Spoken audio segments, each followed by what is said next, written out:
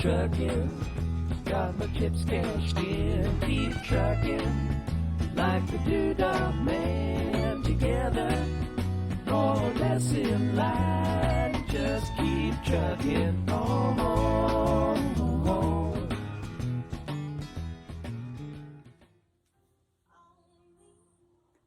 Hello my dears, and welcome back to My Main Stitches. This is Jeannie J. I hope you enjoyed that gardening video. Our iOS systems are so awesome. They just send these automatic suggestions and put things into a slideshow for you. So I'm going to start sharing those with you here every now and again at the beginning of my videos. Gardening is my other passion. I tend to do it more in spring and summer and, keep it light in fall and winter. Obviously, fall and winter is my sowing time. So I hope you enjoy those as I share them with you here and there. Also, this intention for this video and videos moving forward is to care more about how I present to you, because I want your experience with these videos to be enjoyable. I'm going to present better and I'm going to work on my camera angles and all that good stuff so you can really know what I'm doing as I'm doing it, so we can learn to sew together. So today I'm doing the next pair of pajamas in the family, a different body shape, different body type. And what I'm learning about now is crotch curves. There's a scoop and a dip, and everything that's going on in that curve is different for every unique body. It's quite fascinating, all the stuff that I've been consuming and learning about the crotch curve. The reason I'm studying it is because I want to make great pants that fit comfortably, and also because this body is a new body and I want the pants to fit comfortably for this person. So, my daughter. So, in this video, I'm going to show you what I'm doing in that crotch curve in the front of the pants. I wanted there to be a little room for belly and less of that tuck and pull when the crotch is too low. On my own pajama pants, the crotch was just a little too low. And since I'm learning about good fit, I want to go ahead and use this next try to get that right. I got the butt curve right. Now it's time to get the front curve right. And I noticed that I'm using my family like most tailors and seamstresses would use. Oh, and sewers. That's a funny word to me, sewers. But anyway, I'm using them and making repetitive pants like most seamstresses would use muslin. They make a pair and, make whatever adjustments they know they need to make, and then try them on and measure and mark and make new adjustments to the pattern based on how they fit. With pants, it's kind of tricky to get things right without actually trying on the complete and total fit and then going back and making another pair. But instead, I'm using my family I made my own pants first and learned what I needed to tweak and adjust and learned so much about it. Now with each progressive pair, I'll grow in what I understand, and each fit will hopefully be better and better. And who knows, I might get it perfect the second time. It's hard to call because each body is different. At any rate, I hope you enjoyed the video and all the videos to come, and stay tuned. Next, we'll go over exactly what I'm doing for these pants. Thanks for joining me. Here we go. Most of these patterns, just a little tip, are not made for everybody. They're made for, kind of like a general body type. So it's up to us to come in and make the adjustments to result in that tailor's fit. Okay. So what I did was I moved the crotch point out 1.5 inches, and I moved the crotch depth up so that I would get a total of that. I think I ended up with around 13 inches or so, which I'll make up for with seam allowance.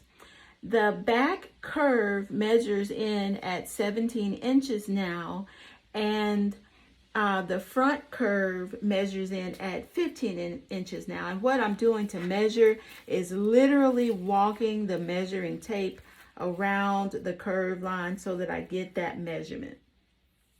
So when you have the crotch depth in the front and the back at a difference of about 2 inches, that's the average for most bodies. So I'm very comfortable with how those final numbers turned out. And just to make a point here, it's always really important to envision in your mind what you're going to end up with based on what you're sewing.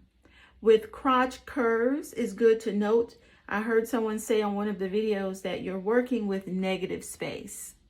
In other words, what you see here is the actual seam, and then what will result is what you get when you turn it inside out. So if this curve is running like this, when I turn it inside out, it is going to give a little extra space for the belly, that's belly room. And then with this inner crotch on the front, I wanted to solve the problem of having that little bit of overhang on the long crotch. For whatever reason, the way this pattern is cut, it wasn't good for my body because it left a little bit of sag in the front. So I'm thinking that this next body will be similar, and what I want to do is just adjust the pattern curve a little bit, and while considering negative space. So when I flip this inside out, it's going to mean that there's less fabric to hang. And notice that's a very small adjustment, but that little pinch can make the difference in how your pants hang in the front. So I'm really enjoying working with this pattern, having an opportunity to really learn, how to work the different lines, the crotch line, and how to draw my own lines in terms of adjustment lines on the pattern and to make those adjustments. One thing more I want to note about this front adjustment for belly, this front belly wedge, notice that it comes down shorter length than, say, the back butt wedge. The back butt wedge is cut for the widest point in the hips, which is, the actual hip line. That's the widest curvature of the rear that we're adjusting for. So we go lower down for that line. In fact, we go down as far as the hip depth. Now, for the front, that little belly space that we're giving, we don't actually want to go down that far. We come down about what's recommended in the book that I'm using anyway, and it makes sense to me. We come down about 5 inches below the waistline to make the front wedge. Again, the back wedges are made down to the hip line, but the front wedges are made down at about 5 inches below the waistline. As long as you still have both of your outer seam lines at the same exact length, then your pant front and pant back are going to fit together properly. All of your notches will line up and your pockets will fit properly. It's this inner curve that you want to work with to adjust for crotch length and depth for each body. It's different for each body. And I'm pretty confident, and I'm learning how to trust the numbers. See the drastic difference from the pattern, but it's perfect for this body. And that's what we want to do here. Sewing is about getting that fit for confidence. It's not about fitting to the lines on your pattern. So good times, and we'll have to just put this all together and see how it goes.